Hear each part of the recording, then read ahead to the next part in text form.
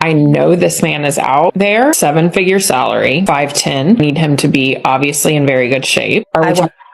A week. You're just not finding it anywhere. Sure, So yes. a guy like that might exist somewhere, and he could even be interested in you, but when your dating standards become extremely specific, you're limiting yourself to a tiny fraction of potential partners. In today's video, we're breaking down some of the most outrageous relationship expectations people have, and each clip somehow tops the one before it. Basically, I'm just very clear on what I want. There's a lot of boxes that need to be ticked. I know this man is out there.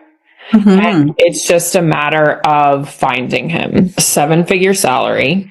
Right. Already said morning routine. Yes. That includes some sort of exercise with group accountability, as well as some sort of very high nutrition, I'm going to say smoothie. At least 5'10". I feel like that's generous. I need him to be obviously in very good shape. I need him to have a full head of hair. That's very important to me. Okay. Be a Christian, but not take it too seriously. Like, I don't want to have to go to church every Sunday, but I don't want to get into fights over religion either. Sure, of course. I want him to have an impeccable wardrobe. I want his suits to be tailored. I want him to look good in greens and blues because those are complementary to what I look good in. Absolutely no jewelry. Okay. Absolutely no tattoos. Okay. Unless the only tattoo that would be acceptable would be a very small tattoo if he were in a secret society at an Ivy League university and was forced to get a tattoo, that I would make a pass for. He was forced. I want him to be from a good family. I'll know what that means when I see it, or what more well said, I'll know what wouldn't satisfy that criteria when I see it. Okay. Never been married, no kids. I want to be his first wife. Our children are going to be his only children. No allergies. Has to like animals. I would prefer that he's a cat person, but if he's a dog person, that's okay. I think that's it. Yeah. How soon can you find the man that satisfies this checklist? A week. Where would you say that your standards are so high that you're just not finding it anywhere? So, I'm always looking at the next stage of my life. And I have found that most of the men that I've dated are not this serious about doing what it takes to perform at the level that I perform at.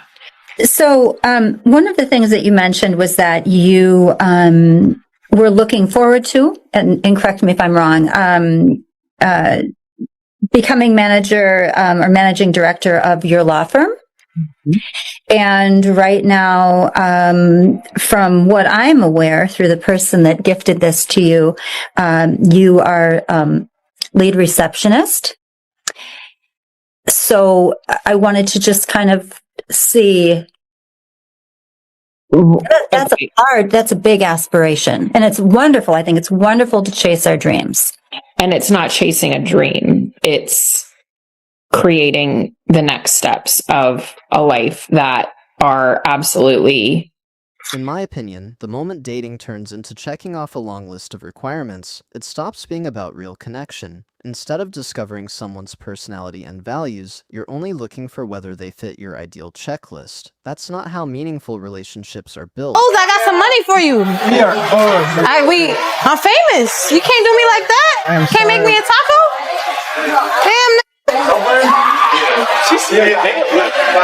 I can't get a chicken taco? I'm so sorry. Just make me a taco. Sit down. I give you $100. You don't want $100? Do that in front of 20,000 people? That's crazy. You have a couple followers and make like $2,000 a month, and now you're walking around saying you're famous and think people should bend the rules for you. It's absolutely. I think most people would probably see this kind of attitude as pure entitlement. She seems convinced she's far more important than she actually is, and having a social media following doesn't automatically mean you're entitled to special treatment or extra respect.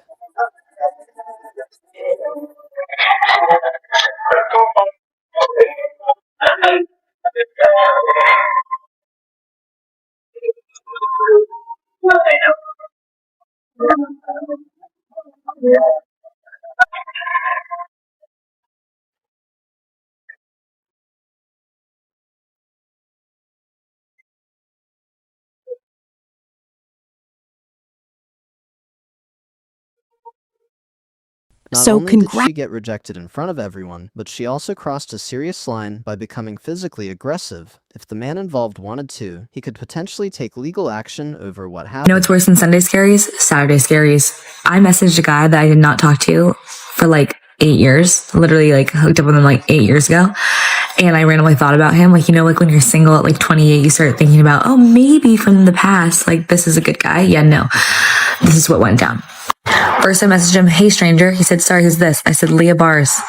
And then when I said, I said Leah, haha. And then I said Bars. And then when I sent Bars, it didn't say delivered. So I was like, did he block me?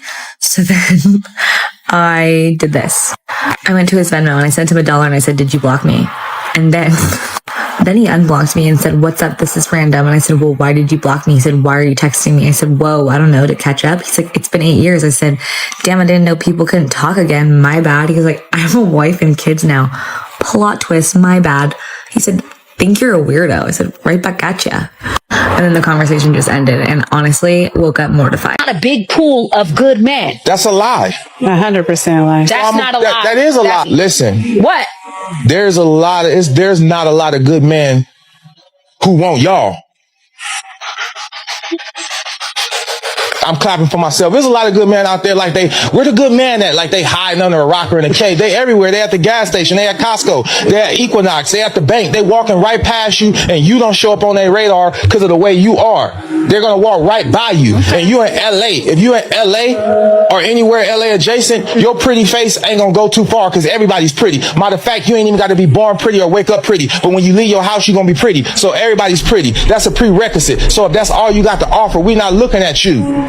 So there is plenty of good men. I am not rare in that way. I am rare in the way that I'm probably one of the only few good men that you have a close relationship to, but there's plenty of good men. There's plenty of good men. They just don't want your ass in general. Not you, because you're a good woman. This guy probably one of the biggest reality checks they've ever experienced. Whether they actually learned something from it is another question. Based on their attitude, I wouldn't count on it. This is the sad reality of this girl finding the man that she's looking for based upon her criteria. And this girl that goes by the name of Maxed Out Mommy breaks down the chances of her finding a man that's in finance that has a trust fund that's 6'5" with blue eyes. So first she breaks down the number of men that are over 18, which is about 48.2%, making it 101 million men in America that could qualify. And only about 1.7 million men are actually in finance. And only 0.1% of that 1.7 million that are in finance have trust funds. Then she breaks down the amount of men that are actually over 6'5", which is 21 men. And only 6 of those 21 men have blue eyes. But to make things worse, now she has to break down how many of those men are actually available. And that number is 2. So there's 2 men out there that actually fit this woman's criteria of what she's looking for in a man. Good luck. Once again, example of why impossible dating standards often create problems. When someone expects every potential partner to meet an endless list of conditions, it usually comes across as superficial. In most situations, it's healthier to avoid relationships built on that mindset. You're very gorgeous though, but I don't like that you put the fake flower in your vest trying to make it look better than what it was. Yeah. I don't like that you brought a fake briefcase. There's probably nothing in there, and it's also halfway open. You should probably close it. I don't like that the fact that you put your hat. What would be Why do you have considered a hat a on? fake briefcase though? Fake briefcase. I mean, the hair or done. something. It's done. It's done. So why didn't you show your hair? That's what I wanted to do today. I don't understand. I just want to see your hair though. I get it. You feel me? I've dealt with, you feel me, Chicago women most of my life. You okay? You feel me? Me and your brother probably sound alike because we done been through the same struggles. You feel me? But I could respect that. I just wanted to know what you was thinking about. That's all that was. It's just weird talking to my little brother, so. No problem. You can't say little. We the same age, darling. Let's be respectful. You sound like him, though. That's so because we from the same place. So you don't like people from your hometown. I never said that. And that's respectful. I can respect that. I just want a man with a higher vocabulary, which you don't have on your day-to-day speak.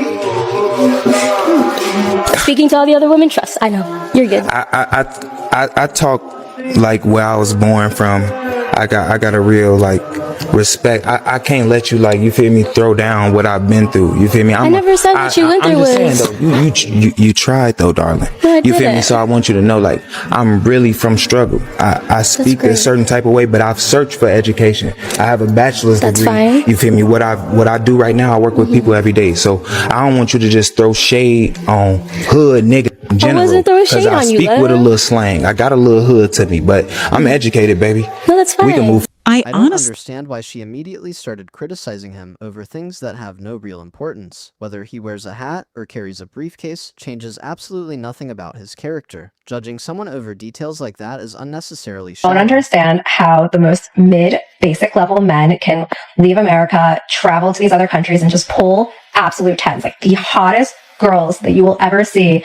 And these men, men that we wouldn't even look twice at, are just pulling them and convincing them to date them. I truly don't understand it. Can someone please explain to me how this is happening and how these men are able to get away with it? Also, how can we stop this? It's out of control and it's getting to a point where it needs to be stopped. Okay. So she's super jealous of this new reality where guys are disgusted with American women in this country because it's really becoming a pandemic of sorts of just horrible behavior.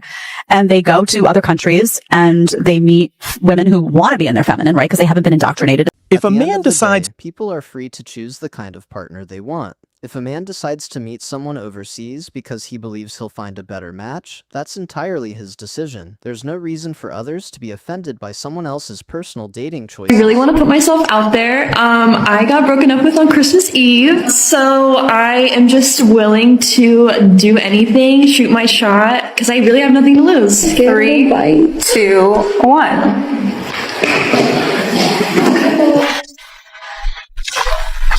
Look at the face of shock on this girl. The reason why she has the face of shock is this.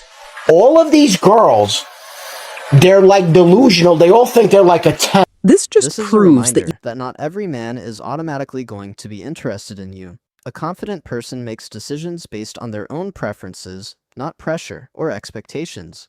No one truly knows you beyond the image you've presented. I did buy a matchmaker this week. You wouldn't be able to work with me. I'm very, very type A, organized. I like to be the leader. I also told her I was looking for a man who was also a leader because I don't want to always be the leader, believe it or not. I told her I was looking for someone that was at or above the same income level as me, driven, who is ambitious, who is ready for a long-term relationship and ready to get married. She may have actually picked up on the fact that I'm a little high-strung. I'm not a stressed out or anxious person. I'm just high energy or type A. This is who I am. And she was asking me, do I meditate? No. Do I journal? No. I said I could never really be with a beta type man. I specifically used the word doormat. I said I would chew them up and spit them out. And her response was, well, I married that type of man. He was saying that, men really like a soft woman and I should try some of these vision board, journaling, meditating type of things. She essentially said that I am not ready for her type of services because I have too much work to do. My walls are too high and I'm not ready for a long-term committed relationship at the ripe age of 38 where I've been in therapy for 10 plus years. She also said that I need to soften a little bit. And men like a softer woman. So eventually, I spent $350 to meet with this woman, have her tell me I am not worthy of love as I am, but the fact that I need to change in order to be worthy of love and partnership. We shouldn't be pushing on these narratives that people are not worthy as they are, and essentially telling women that the type of woman they are isn't worthy of love. That is a narrative that should not be given to to anyone, or it is dangerous commentary. And the fact that she said this to my face had some audacity. The part that she's not considering is that matchmaker is also hired by men. So she's listening to what men want, which is why she's giving the feedback that she's giving. But this reaction from a woman is exactly what a lot of men are experiencing in the dating world. There's just so much resistance from women these days to self-reflect and potentially change a little bit. It is okay to change yourself in order to improve yourself. It does not mean that you're not worthy of love currently. You are. Everyone is. It's just a matter of, are you willing to make yourself a better partner to fit into a relationship? It's really that simple. When even a professional matchmaker decides you're not a good fit, it's worth paying attention. Their entire job is helping people find compatible relationships. If they see major issues, it may be a sign that some self-reflection is needed before blaming everyone else. I'm sorry, what? I said I like your mic. Oh, thank you. Yeah, I thought you were really cute. I was wondering if you would mind taking me for a ride sometime. Ooh, I'm sorry, I would, but I have a girlfriend right now. I don't see her anywhere. Huh? She's not here. I don't see her anywhere. Ooh, I don't know about that one. She would definitely find out. Not if you don't tell her. I'm sorry, I don't know what gave you the impression that I was that kind of guy, but that is not me. I mean, just one time. It's not like you have to tell her. No, that's not me. I'm sorry. I mean, if you don't think I'm cute, you can just say that. Okay, I don't really think you're cute. Yeah. I don't think you're cute.